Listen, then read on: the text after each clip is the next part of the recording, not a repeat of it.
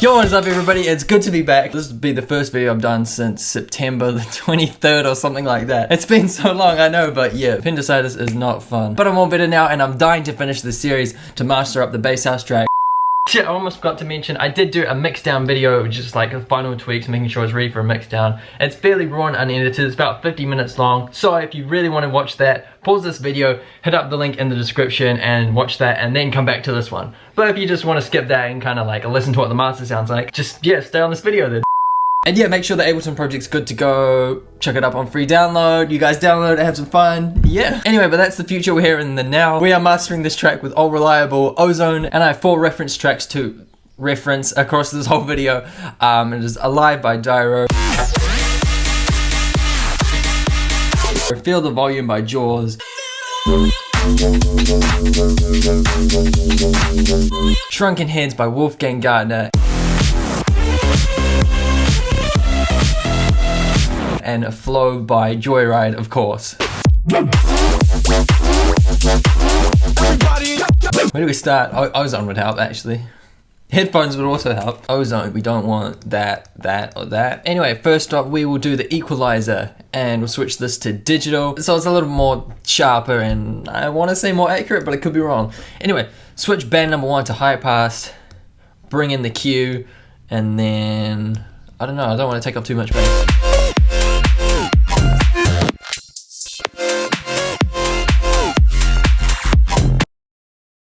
I don't really want to brick wall it either. Oh, you know what? We can brick wall it.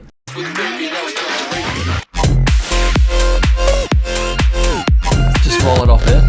Oh my goodness. I think that sounds pretty cool. Anyway, but we will come back to this EQ. I just wanted to set that up in place first. So, switch it on over to Imager, where we can adjust the stereo image. When I master, I always focus on the drop first, because it's like the big impression. So I figured if the drop sounds perfect, chances are the rest of the track sounds perfect. But yeah, you'll be hearing a lot of this drop over and over for this mastering video, and then we'll go ahead and tackle the rest of the track. Once the drop is sounding good, of course. Anyway, so this low band.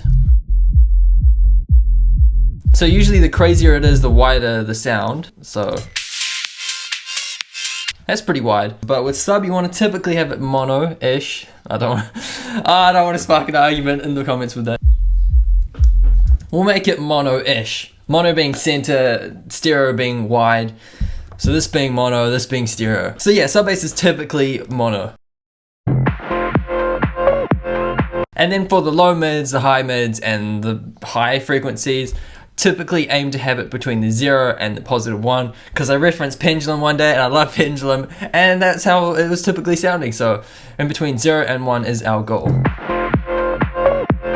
So we can push that out a little bit more. Oh my god. Yeah, that's roughly in the center. Move on to the next one. Maybe that's a little bit too wide, so we can make that slightly more mono. Sweet, and then the last band, the high frequencies. So we're just creating rough guidelines here with our mastering, and then we'll switch it on over to our reference tracks later and compare how they sound to them. But yeah, like I said, in the meantime, this is just like the rough mold for the master. Damn, that was a good choice of word. Moving on to dynamics. Start with the lows again. We're gonna compress the crap out. No, we're not. We're just gonna work the compressor a little bit. So you see this gain reduction here, the red, and the number, or the numerical value. Just to kind of like compress the bass a little bit, we can switch it to this view to see what the compression is doing. So then we can change our attack and release volumes. Typically sub is like a slower attack and slow release. And the higher up in the frequency range you get, the quicker the attack and release values become. Well, that's just how I like to do it anyway. Let's move on to the mids. Same goes, just squish it a little bit. Okay, let's have a bit more of the drop. Maybe a slightly quicker attack, slightly quicker release. And with high mids and high frequencies, typically a lot of your punch from your drums, or the transient, hits through at that time. So you want to make sure your attack and release is not too quick and takes away the punchiness of your track.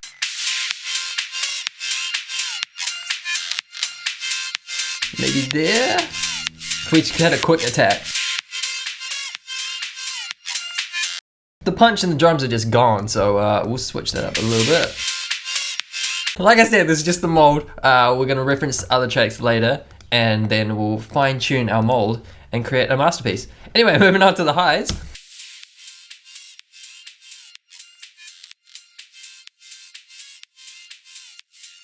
It's really only coming in with the kick.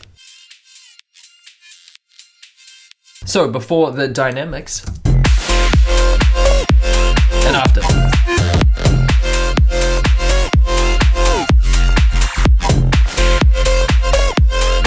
It's all around compressing everything, which is exactly what it should be doing because we just did the compression. And lastly, the maximizer. Don't worry, we're gonna add some exciter soon. Straight onto the modern IRC, true peak limiting on, and fastest time.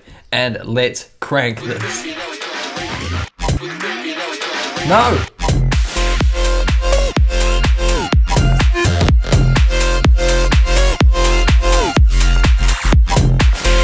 What just happened to it?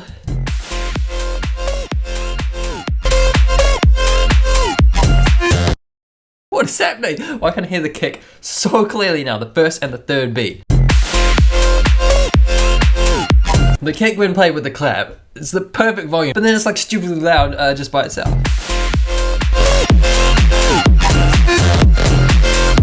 Let's check out how loud it actually is by switching from arrangement to session mode. Turn that off, turn that off, turn that off, we don't need that. We want the extra big volume meter so we can see the RMS, which is the average level. Oh, that's a bit loud. Let's see, I kind of typically like it to be around -6. So that lighter green one. That'll do. What, but compared to the rest of the tracks? Oh my goodness.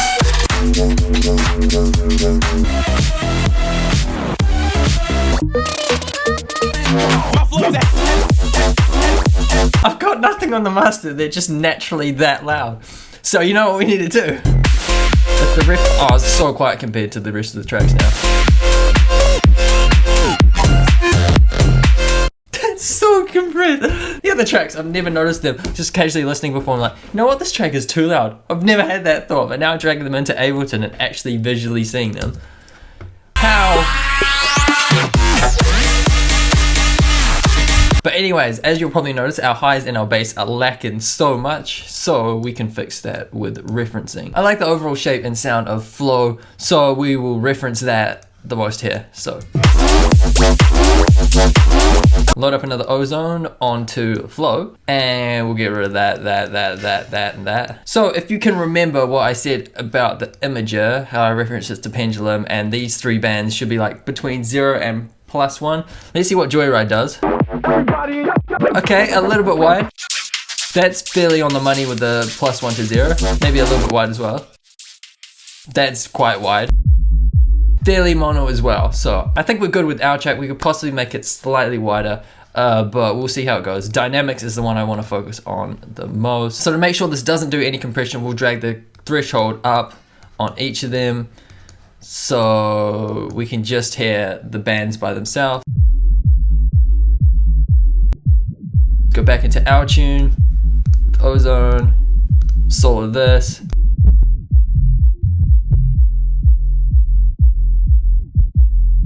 I reckon we could compress it a little bit more.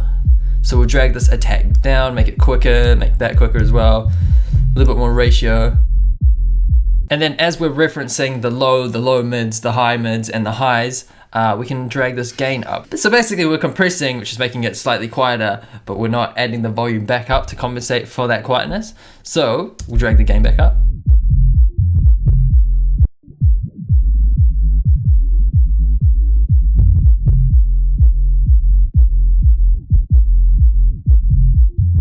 Not bad. Let's move on to the low mids, back into the JOYRYDE tune, and then solo this.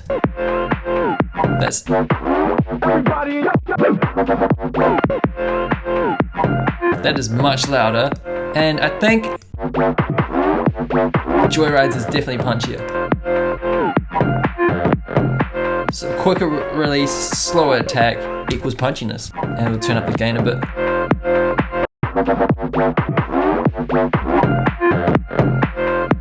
Moving on to the highs, or the high mids. Damn, that's punchy. Oh, definitely need to be louder. And maybe a bit more compressed as well. Punchier values, moving on to the highs.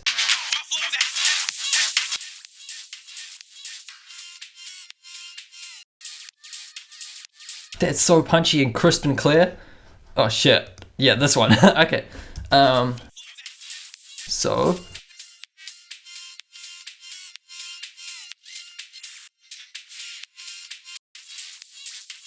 It's sizzling. I don't know enough descriptive words to kind of comment on this, but it sounds sizzling compared to our track, so. We can chuck some excitement in. Dual triode is the crispest one. The most crisp one. The crispest one. The crispest one. That's so slammed.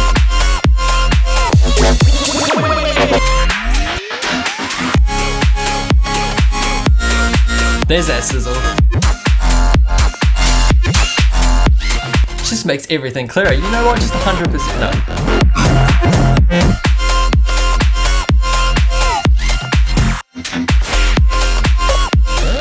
There's that sizzle. It's just like more noise, more saturation, good times.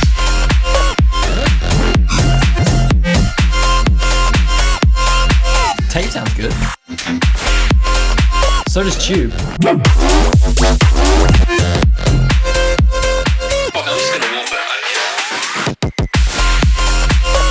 Tube sounds so much warmer. I think I like that sound better, even though we're trying to go for the JOYRYDE. Super crisp, super clear, super punchy sound. I think the tube saturator sounds better. Let's listen to a different part of the track.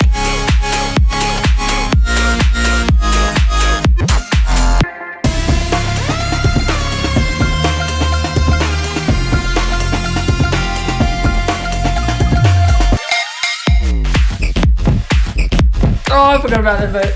Nasty.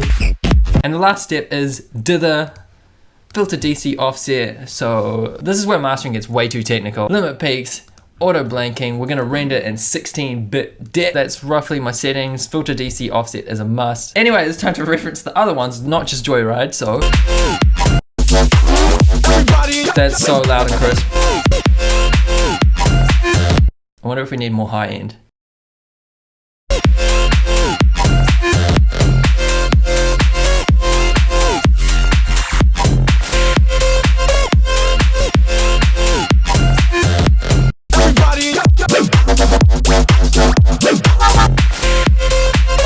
Anyway, let's move on from the JOYRYDE one.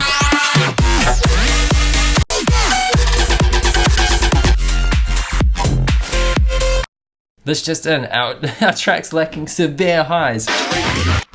Bring on the exciter.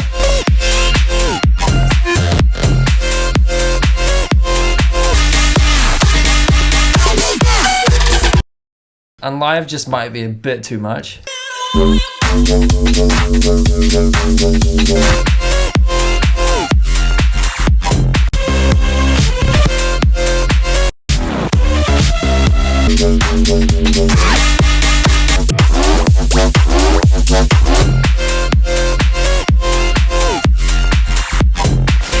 Damn, I think we're almost done. Last thing to do is that noise though. Yeah, last thing to do is get a band, chuck up the Q to its maximum value, sweep the frequency spectrum, see if we can find any problematic areas.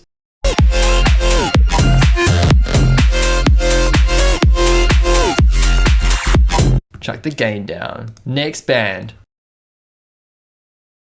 Why is this one being weird? Yeah, that's a little bit too loud. Alright, let's do it before and after.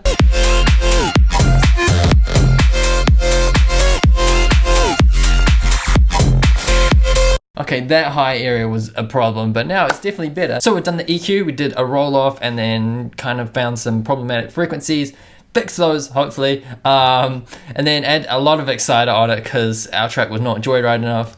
And then imager, fix that a little bit, wasn't too bad. dynamics. A lot of work on the multiband compression here. I think it's sounding pretty good now. A lot of gain bumps. And then slammed it with a maximizer for maximum bass house. And then bypassed the processing.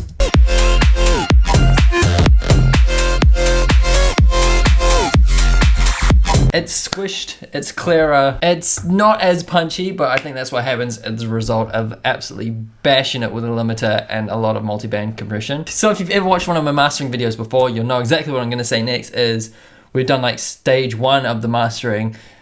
There'll probably be like 10 stages where it's just go away, come back after half an hour or whatever with fresh ears, listen to it again, find what needs to be fixed, fix it, see if it sounds good, then go away, come back again, and just constantly do that until your track is amazing. Reference it on different speakers, chuck it in the car, chuck it in like little tiny portable speaker, through laptop speakers, computer speakers, headphones. Make sure it's sounding as good as possible, and then yeah, it's render time. Oh, I hear a problematic frequency.